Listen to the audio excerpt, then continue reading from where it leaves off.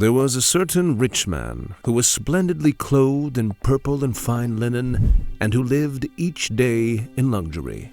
I'll have steak and wine today. I want the fattest cattle slaughtered for my party. The finest rugs for my home. At his gate lay a poor man named Lazarus, who was covered with sores. As Lazarus lay there longing for scraps from the rich man's table, the dogs would come and lick his open sores. "Help me. Food." Finally, the poor man died and was carried by the angels to sit beside Abraham at the heavenly banquet.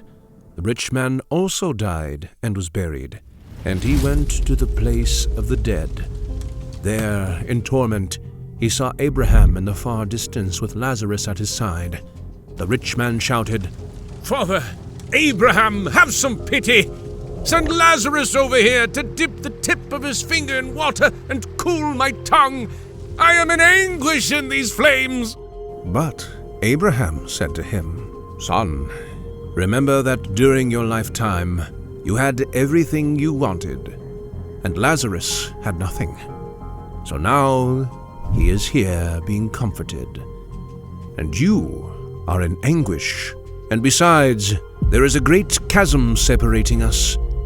No one can cross over to you from here, and no one can cross over to us from here." Then the rich man said, "Please, Father Abraham, at least send him to my father's home, for I have 5 brothers, and I want him to warn them so they don't end up in this place of torment." But Abraham said, "Moses and the prophets have warned them. Your brothers can read what they wrote."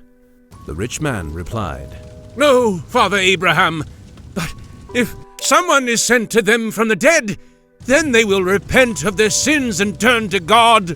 But Abraham said, "If they won't listen to Moses and the prophets, they won't be persuaded, even if someone rises from the dead." Some key takeaways from this story. Notice how when the rich man was denied water and told no one can cross over from hell to go to heaven, his immediate request was to plead that someone would be sent to speak to his family.